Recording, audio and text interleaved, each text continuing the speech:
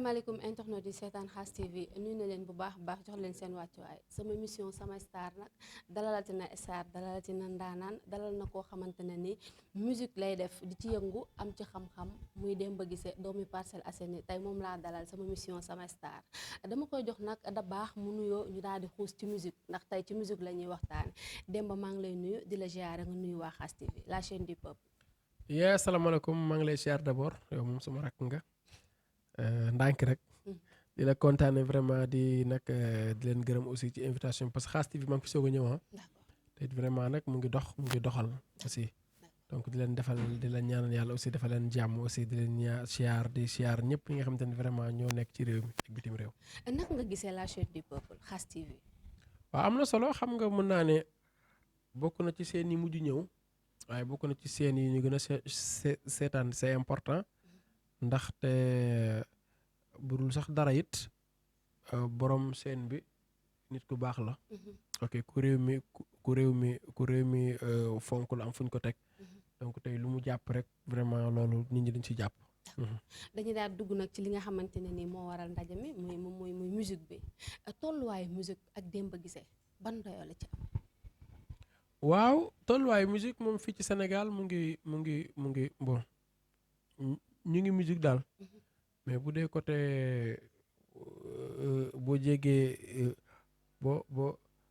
boo jéggee ci frontière dem moom tolluwaay musique Sénégal moom doxul moom ñun ñu xam nañu ko mais xëy na ci doxalin bi laak yooyu ak aussi ni ñu ko war a doxalee ba mu mën a jéggi frontière yooyu ba dox foofu mu war a doxee peut-être ci ñi muy dox nag xëy na ou bien ci ñi ko doon doxal xëy na ci sunu papa yi la woon sunu mag yi nga xamante ni ñoom ñoo jiite woon ci loolu quoi mais ak musique bii nii fi mu toll nii fi nii bon xëy na fi Sénégal mu ngi fii nice amul problème mais bu dee côté beneen moom vraiment laaj na li gën a liggéeyaat boole ci ay bagages pour mu ko exporter ci yeneen kii quoi. d'accord est-ce que nekkul yéen ñi nga xamante ne actuellement ni yéen a ci nekk maanaam yéen a téye musique bi est-ce que nekkul yéen a war a mën a xool naka ngeen mën a doxee ba musique Sénégal avancé. waaw xam nga avancement bi moom dépendrul rek ci artiste bi moom en personne mais ci musique bi muy def parce que tey boo gisee mu wax la feneen mooy d'abord waxuma sax Europe mais sous région bi quoi parce que tey boo seetee ay morceau Davido dañ koy déglu fii di ko fecc Sénégal waaw waaye yenn morceau artistes yi sunu morceau yi yàlla boo ko yóbboo fee ñu Davido duñ ko déglu donc tey lan moo tax nag loolu nag lu ñu war a gëstu la donc loolu leneen la quoi. mais leneen li nga xamante ne nii moo tax est-ce que tey yow doo ci jukki ay kàddu. misaal laa la ci jox rek. d'accord tey mu tudd Aya Nakamura. ñooñu. seen morceau yi dañ koy woy fii dégg mais ñun sunu ay moromu Aya yu nekk fii. bariwul ngay dem ci sous-région bi dem seen dëkk di leen dégg. bariwul Aya Nakamura sax mën naa ne peut-être ne que moom malien la te ñun comme man def naa Mali sax mën naa ne sax moom sax peut-être ne que mën naa ko ci xaw a génne parce que ñoom bokk nañ ci ñu bëgg ay morceau Sénégal parce que bu ma fa demee bëgg nañu morceau yu bari yu mel ne Viviane ay Titi ak yooyu bokkoon nañu ay Coumba Gawlo bokkoon nañu ci ñu ko doon déglu baax a baax ci malien xam nga mais tey boo génnee ay Côte d'Ivoire ak yooyu seen làkk suñu làkk bokkul ñun suñu làkk lu si bëri ñun wolof rek la ñuy làkk dégg donc tey bu ñu leen bëggee forcer que ñu déglu ñu ak suñu rythme aussi bii nii fële du fa mën a dox lu mel ne ay Côte d'Ivoire ay Ghana ak yu mel noonu xamante pourtant morceau Ghana yi ak morceau ivoirien yi dañ koy déglu fii te dañ koy sinap ok donc nag laaj na nag loolu beneen liggéey la xëy na bu doon waxtaanu musique la ay musiciens toog xëy na xam nañu fu ñu mën a dugg ak yooyu mais waaw mais dama lay tënkal rek xamal na nekk ni ci musique bi ok bokk na ci ñoom lu ñu mënul a déglu parce que ni ñu koy defee peut-être ñun ñoo ko xam comme ñoom ñu xam ko nag comme ñoom ni ñu xamee seen musique ñoom aussi loolu beneen liggéey la ko. d'accord ñu gis ni yéen musiciens yi ku ne xam na ni ci musique ci ngeen di dund musique ngeen yor seen famille ci musique ngeen yor seen njaboot mais actuellement gis nañ ni coronavirus bi kor na leen ni yéen ñi nga xam ne ay porteurs de voix ngeen noo gisee loolu. waa corona moom boo gisee ñi mu kor dafa bari duñu musique bi kese secteur yëpp la laal waaye quand même ñun bokk nañu ci li ma naan sikk ma laqandoo waaye ñoo ci gën a xamle waaw yéen ok musiciens ok ñun musiciens yi donc mais quand même dañ koy sant rek santee ko yàlla te xam ni que lu waroon am la ñëw na te it am nañ njort ne que léegi mu dem ndax dama gis ni dama gëm ni décembre bi buy dem day ànd ak corona dem bu ko defee janvier bi ñëw bees tàq xam nga donc loolu laa gëm waa gis nga 2021 ñëw donc rafet yàlla na ko yàlla def incha allah. d'accord moment bi nga xam ne fermé nañ seen liggéeyukaay boîte yi amatul concert yi arrêté nañ ko Sorano Grand Théâtre te yéen ci yooyu noonu ngeen daan for astu di ci fay ñi nekk seen ginnaaw actuellement feebar bi taxaw carrément naka ngeen ciy génnee.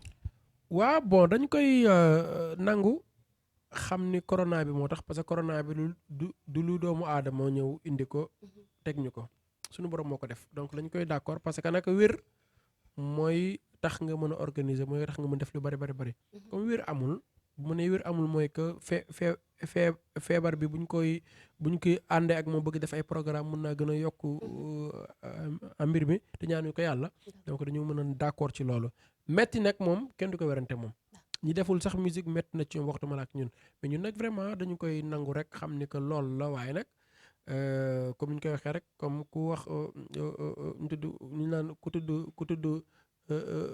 ku lakk mburu xaw ma tudd dëkk donc du ñàkk nag ñuy wax ak président aussi di ko ñaanat encore rek que mu gën koo oyofal daal gën koo njar waaw parce que ñu mën a def suñu activité aussi comme ni ko yeneen secteur yi defee quoi. d'accord gis nañ ni fan yi ci ginnaaw artistes yi def nañ fi benn marche gars yi ci bari demoon nañ mais gisuma fa dem ba gisee lan moo taxoon demoon ci marche. juste bi may egsi la nit ñi wàññeeku dem. bi ngay ñëw ci marche wala nit ñi dem. waaw parce que damaa nekkoon ci ay activité yoo xamante ni mënu ma woon permettre ma dem moment heure boobu noonu ci tàng-tàng bi ma eggale ko bay dem juste tombé loolu quoi. taxoon ma dem du woon marche sax lu ñu def mu ngi tudd sitting waaw. ok sitting boo ko déggee mooy du marche mbaa kaas mbaa lakk pono wala taal ay biche non ñun duñ def loolu. ñun dépassé nañ loolu. su li ñu doon def rek mooy wane sunu naqar bu ma ne sunu naqar sax tout qu'est-ce que ay wane sunu naqar comme ni ñu koy déggee. mais juste que rek wane ne que ñun de lii lañu bëgg que ñu bàyyi ñu may ñu tuuti liberté ñu liggéey suñu liggéey juste pour loolu la woon quoi.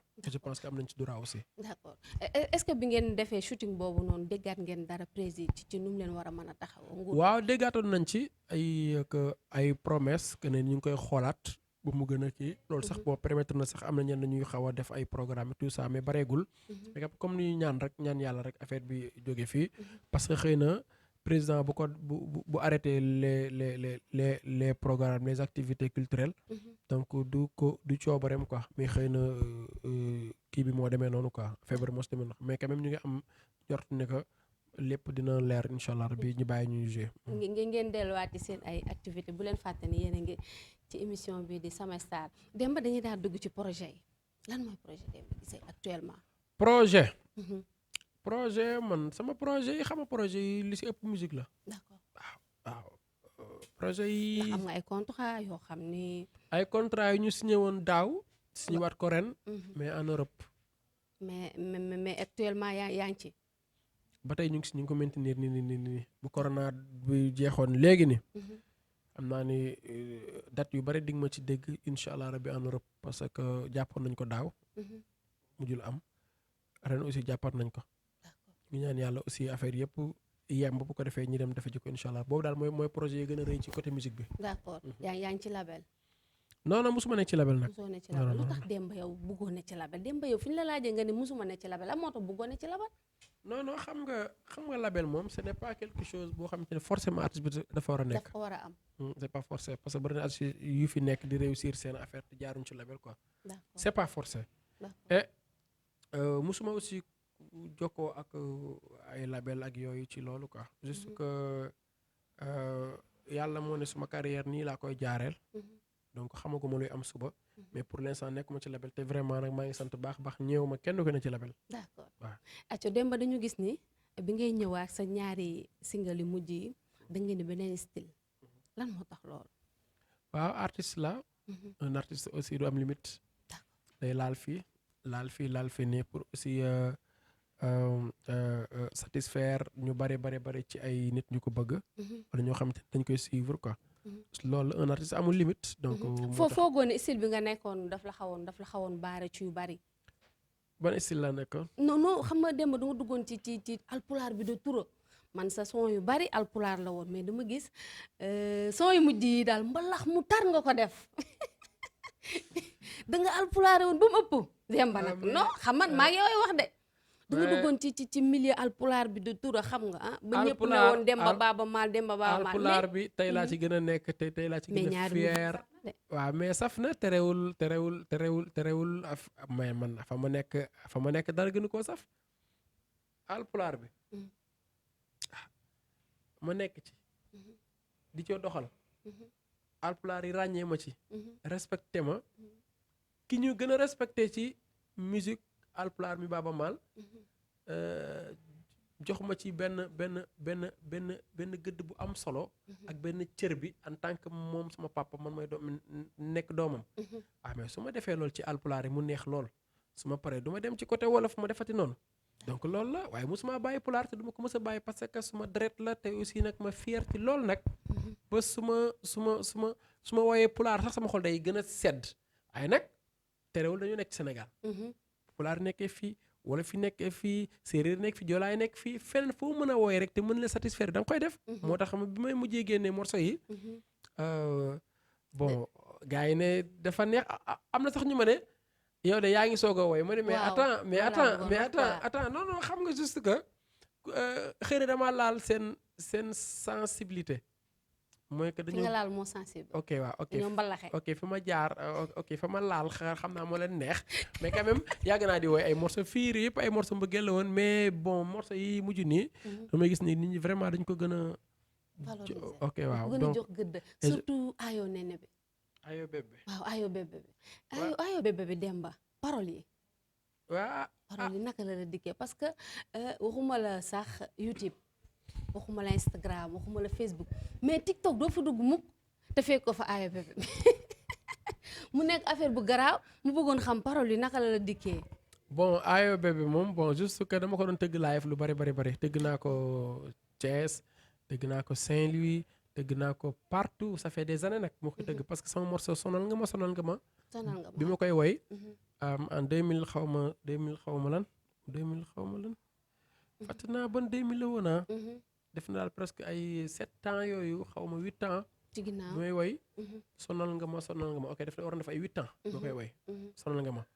après nag ci kaw loolu bi ma dawaalaatee tuuti quelques années après ci laay commencé di ci woy ayo bébé. ayo bébé nag ma commencé di ko woy di ko tëgg soirée affaire yi gars yi apprécier loolu. loolu fu ma demee Thiès fu ma demee Saint-Louis su ma demee Fouta fu ma dem rek loolu laay joué ba demee sama Europe yi passé. après ci laa ne pourquoi pas ma jël ko def ko ci biir affaire bi quoi. xam nga donc yàlla def nag ma def ko rek ndekete ayo bébé bi loolu moo nekkoon luy war a neex nit ñi c'est ça. mais ayo bébé bi est-ce que sentir nga ci sa bopp parce que moment bi muy génn boobu la ñuy waxu deuxième vague corona bi. est-ce que sentir nga ci sa bopp. waaw mais xam nga deuxième vague terewul ku ne yaa ngi sa téléphone.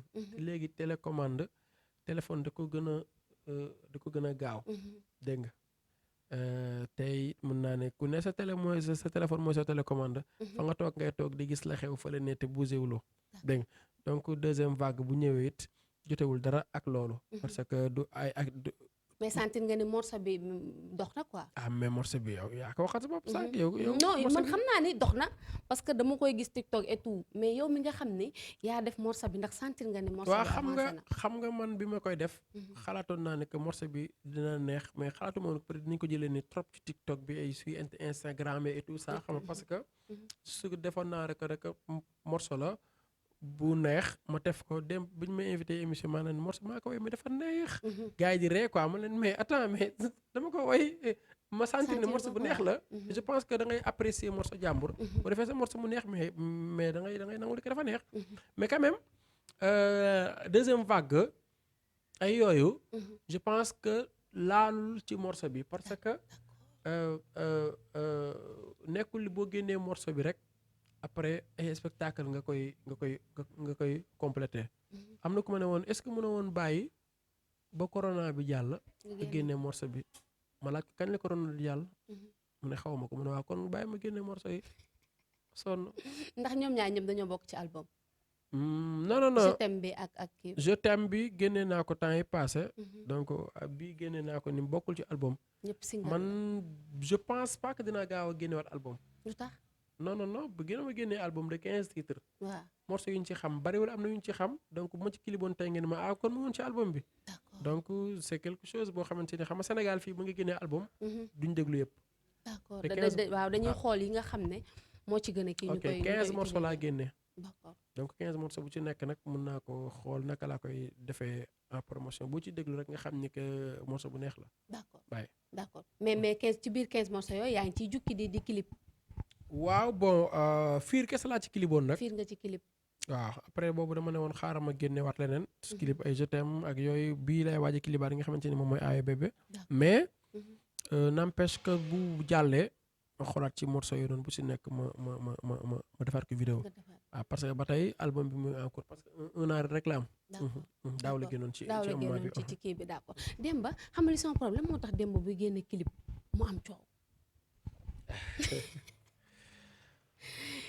sama ñaari yoon ngay génne clip day am coow Demba lan la. waaw mais mënta ñàkk. buzz bi nga ci bëgg wala lan la. non man nag du ma artiste buzz quoi. romb naa loolu. man j'ai fait beaucoup d'années ci sama carrière donc buzz moom sonalu ma quoi. vraiment parce que buzz yàggul. amul problème xam naa waxi photo yi da ngaa bëgg laaj day dëgg topp ay cas affaire photo yi nga doon wax. mais photo yi noonu c'était juste que sama xarit moo ko génne woon muy Boston. Matar Boston. bi mu ko génnee juste que xëy na dafa li mu si jublu woon rek mooy peut-être affaire bi jàll et tout moom mu def ko mais après il a regretté que ne que bon xamul woon ni que ampleur boobu la ci am man aussi bëgguma woon loolu. ok bëgguma woon di génnee ay samay photo di génne ak yooyu. parce que nag responsable la borom kër la donc dama am ay doom am soxna. am rakk gi mag am papa ak yaay. donc yenn yi jëralu ma ko show bi wax dëgg yàlla nag. jarul ma yenn yi quoi sincèrement. ci biir kii bi yaama bi maanaam sama mujj bi dañ ci woy aawa woy ci ñaareel tey Demba aawa kese nga am. jikkoy ñaareel lan moo la ko xamal. aawa kese laa am. waaw muy Fatima ma koy nuyu sama jeeg bu baax boobu kenn du moom ci biim réew ma gis la nga dugg ci ñaareel yi ba waxal leen seen xeetu baax. gëstu bi fan la jóge. waaw mais loolu la xam nga dama am aawa donc am ay xaritu ñaareel. am ay xarit aussi yu am aawa am ñaareel. d'accord des fois dañ lay wax des fois seeni clé. des fois ñaareel aussi woo la ne la ñun daal ñun ñaareel lii ak lii suñuy clé suñuy calan suñuy plan ni nañ koy tegee. et tout ça suñuy dil ni nañ koy tegee. donc ngay dégg seeni bagage xam ni ñaareel aussi aawa yi bàyyiwuñ leen mayuñu aawa yi dara. aawa yi aussi la même chose donc moo tax nag ma defee aawa yi. après def ñaareel yi. ñetteel sax maa ngi préparé la après ak ñeenteel yi. ñeenteel ak ñetteel yi ngay boole benn single. tey Fatima mi nga xamante ne nii laf ca tarkaala macha allah soo ko doon wax tey ci la chaîne du peuple ay xeetu baaxam en tant que jëkkëram. non Fatima moom sama xarit la quoi moom. ndeysaan sama xarit la parce que man ak moom comme ni ñu koy waxee rek Fatima sama fans la woon. sa fans la woon. waaw avant ñi ma koy takk. Fatima Mali lañu gisantee Mali laa ko xamee ma doon def kaa sanga sama concours boobu ma représenté Sénégal moom mu ñëwoon en tant que nit bu seet si woon bu ñëwoon rek. bu ñëwoon vacances Mali. et tombek concours bi am mu ñëw en palais des arts palais des xaw ma lan nu ñu koy waxee sax palais de la culture bu Mali. mu ñëw assister loolu affaire bi jeex mu gis ma ñu waxtaan en tant que fan seen waxtaan après ñu jëlante contact. def ay ma ñibbi si Sénégal presque ay 6 mois xaw ma yooyu après ci la ma woo ñu waxtaan dégg après ànd noonu yàlla di foofu la yàlla dogal suñu diggante ñu dawal quelque temps ay 2 xaw ma 3 ans après ci la ñu marié. d'accord Demba gis nañ ni musique bi instant bi mu toll nii mi ngi ci seen ay loxo yéen maanaam yéen ñu ndaw ñi est-ce que tey Demba Guissé pare na pour duo ak artistes yu ndaw yooyu maanaam artistes yi nga xam ne tey ñoom nga tollool génération. yaa ngi nooyuwaat de. non xam nga man doo comprendre comprendre moom bu baax sa dama ni tey maanaam pare nga pour bokk ak ñoom single wala pare nga pour duo ak ñoom artistes yi nga xam ne instant bi yéen a bokk génération. ñan la si. ku ci mel ni Wally ku ci mel ni Pape Diouf jëm suuf ay ñoom Sidi Diop ñoom Ibra Nadio ñooñu nga xam ne yow ak ñoom peut-être yéen a bokk même génération yéen a bokk ci nu ngeen di wayee est-ce que tey ñan nga ci préféré pour defanteeg ñoom single. bon xam nga duo moom mën nga ko def ak ku nekk. d'accord mën nga ko def ak ki la mag. tey mën naa ne Pape Diouf suma mag la suma xarit la mën naa def ak moom duo te sax amoon nañu boobu projet juste que dafa am lu ñu doon changé waat ci projet boobu noonu pour defaat ko mais vraiment ñu ngi waajal lu am solo ma yow Pape ak Diouf. Pape Diouf. D'accord. ok Wally sama frère aussi ku baax la aussi pourquoi pas def ak moom aussi dio mën na nekk. Sidi Diop sama rakk la Ibrahima sama rakk la ñoom samay petit frère la ñu baax nag aussi xale yu baax aussi parce que ñoo sama rakk jibi ñoo doon ànd donc mu waxee naan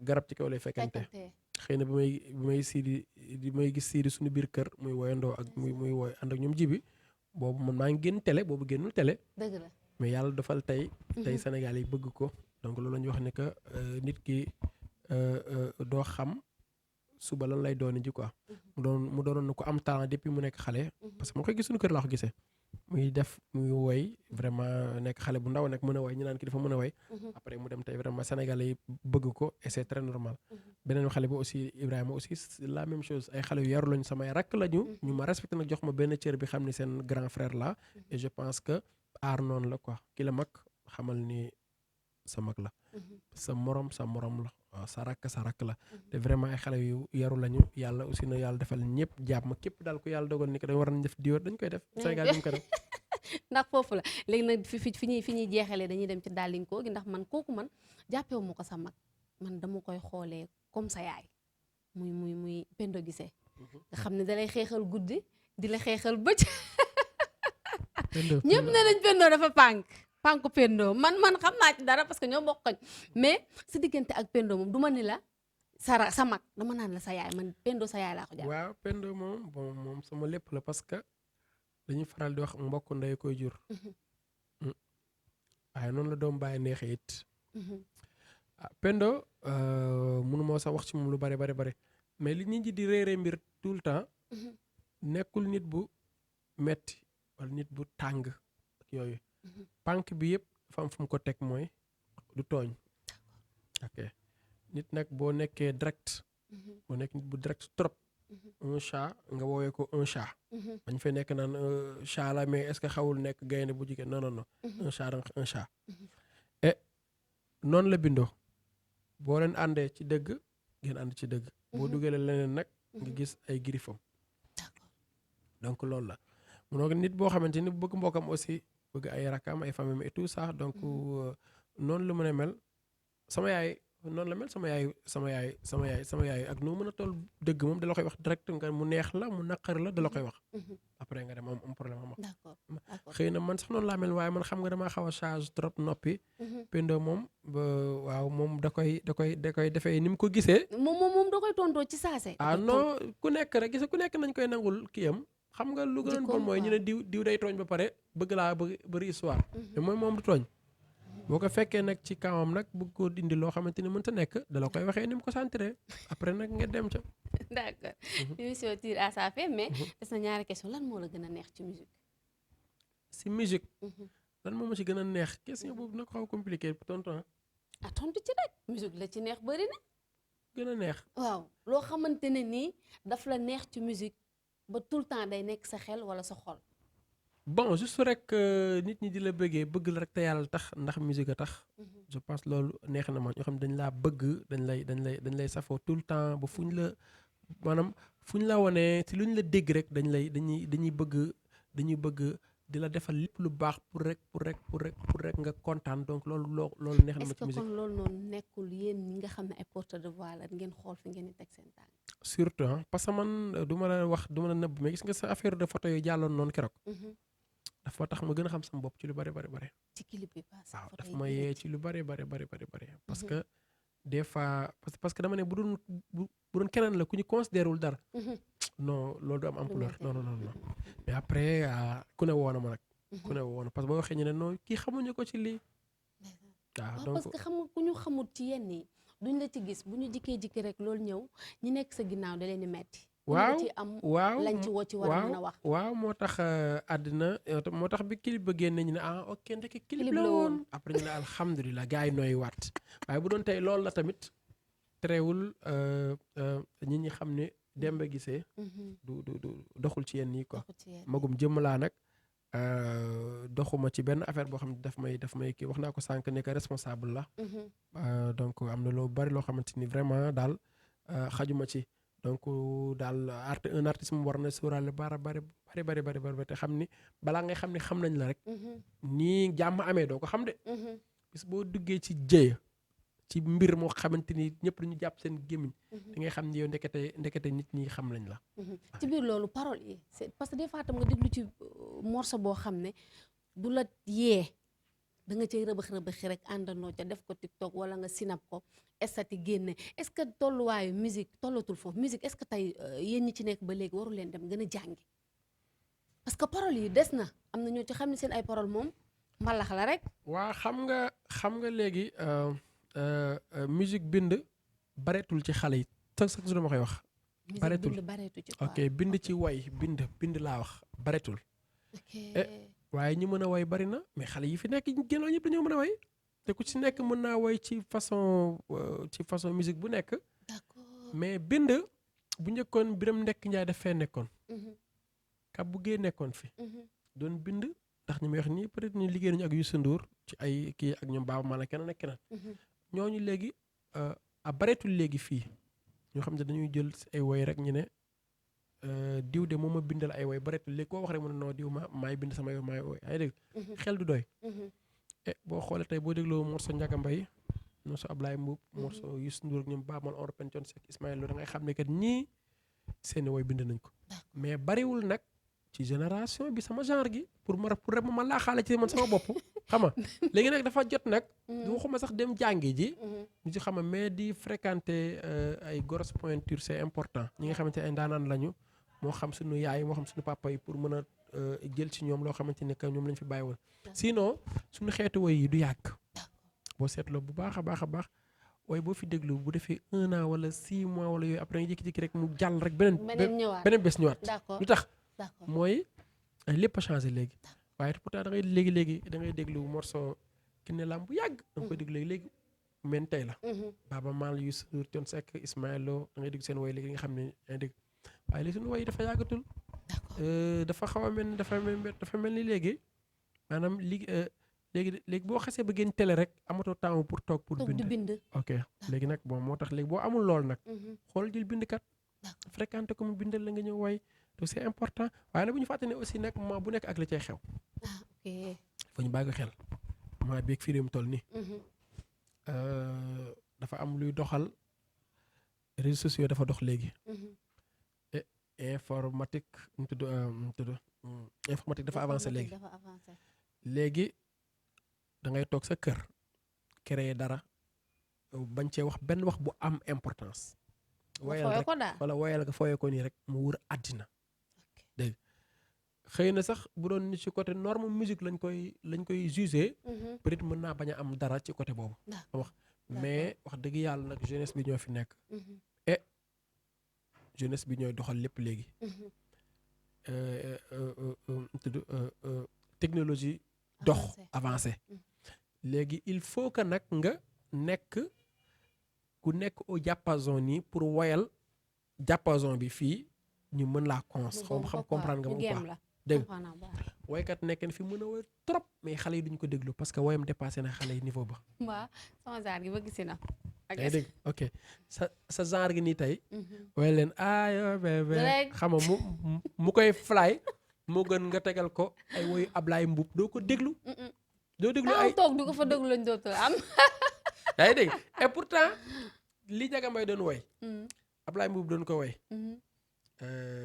ay ñoom Papa Thione yaa ngi dégg et pourtant xoolal Papa Thione nu mu ne woy dégg mais rarement ngay gis xale jël ay woyam nii di ko snap dégg xanaa mu nekk woy boo xam ne que da nga koy xaw a dégg mel ni am na koy waxal nga jël ko def ko snap yaa ngi dégg mais pas quand même xam nga léegi nag akan la ñuy jël Wally Sidi extra lu tax mooy que li ñuy woy dafa ànd ak jamono bi yaa ngi dégg ñu fi nekk di woy ay ñoom bas cung ak yooyu xam parce que li ñuy woy la xale yi bëgg léegi nag boo bëggee dut xale yi ba ñu xam ne fi ñu toll nii xale yi lii laal na leen non il faut nag nga woy leen loolu sinon boo fi nekkee nag di bind rek ay yooyu di leen di bind ak yooyu di ay dégg xam nga def ay affaire def texte yi mën naa riche trop fekk xale yi duñ ko déglu moo tax des fois nag il faut nag en tant qu'artiste aussi faut nga laal côté bee ne des fois nag comme stress dafa bari woyal leen loo xamante ne xam nga ay léegi lamvaaya xam waaw nga parce que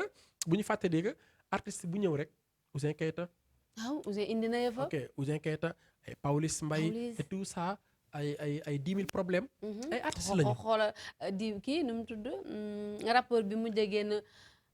ok nekkatu rewoon ne dama dof. ok Ngaaka Blindé gis nga son bi moom it. ñëpp ay artistes lañu dégg nga ku ci nekk nañ ko nangul ni que am na lu muy indi te moo ko moom touche boppam. dégg nga damay gis tey bu Pawlish ñëwee mu ne waxi dof ak yooyu arrête de faire genre ay tuuti ay gars yi jël nañ ko. xam nga au début mën nga ko bañ a considérer mais léegi da ngay gis ne que léegi ku nekk rek am na lu ko yàlla may nangul ko loolu ñëpp ay artistes lañu moo tax bëgguma ñu leen di clash di leen sànni xeer déedéet Ouzin Keita bi mu ñëwee comédie musicale la def affaire ba dox indi fu boppam.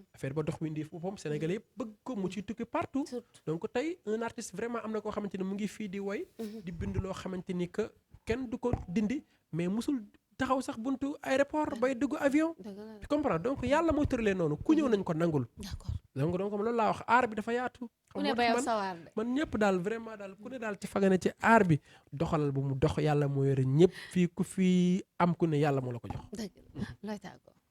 di la remercier sama rakk yow moom maa ngi yow dañoo yàgg lu yàgg dëgg la nag di gërëm bu baax a baax ñuy seetaan ñëpp donc di leen kontaanee di wax ne aussi Ablaye Diop xaas di ko ñaanal yàlla mook soxnaam soos nga xam ne sama xarit la woon sumbul daf ma ba léegi tax mu bala madame Diop lu tax nga bàyyi. madame Diop maa ko bàyyi ndànk moom xam na lu tax mu bàyyi ko madame xam na lu tax mu bàyyi ko xam nga mais quand même sama xarit la bon dama ko mere woon nag sumbulu mais dafa xaw a jiboog man nii dafa mel ni dafa def sama vidéo AOB bi dafa def vidéo bu rafet waaw si ok seetaan naa ko sa léegi nag damay wax li télé bi nag sumbul léegi jiboo nañu léegi kon dama ko merewoon ndax wax naa ko ki aji maas nag sumbul man maa ko bàyyi ndànk xam nga mais quand même defal na ma vidéo ci sama AOB donc sumbul léegi jiboo naa ak moom fii quoi xam nga ok te nag jiboo bi aussi nag aussi may profité encore di wax Ablaye Diop xaas aussi nit ku baax la mosuma ko gis mais vraiment gis naa aussi vraiment mu jàppale ñu bari social yàlla na jàmm yàgg Ablaye Diop xaas moom jox naa ko bakkan aussi moom aussi xam nga comme ni ko Omaro joxe bakkan ñaata bakkan nga am Demba man benn la am jox naa ko Ablaye Diop xaas ma koy profité di ko siyaar bi di nuyu vraiment ñi doon seetaan ñëpp parce que aussi àddina nii la donc di leen remercier baax a baax naan leen nag at mii ñu dugg mu 2021 bi yàlla na yàlla defal ñu jàmm ñun ñëpp ba ku nekk ak fa nga nekk rek te may seetaan tey di ma seetaan yàlla na yàlla defal jàmm képp ku jàkkaarloo ak vidéo bi nga xamante ni mooy bi ma def fii émission bi ak Xaas TV yàlla na yàlla defal la jàmm ci barke Seydina Muhammad sallallahu alayhi wa sallam jërë ngeen jëf Aïcha Kalidou jaajëfal naa la yow tamit yow mi nekkoon ci caméra bi ma lay jaajëfal di jaajëfal Dabakh Malick di jaajëfal baax a baax Demba Guissé ci oyof gi mu oyof déplacé wu ñëw ba fii fekk ñu fi ñu daal def émission bi waaye comme nag dafay jaay bakkanam Serigne Ablaye Diop Xaas Aïcha mi ngi noonu daal ma jaajëfal ku lu ko ak képp koo xam ne rek yaa ngi doon seetaan seen émission bi di Sama Star ba beneen yoon ak keneen ko may seetuwaat merci beaucoup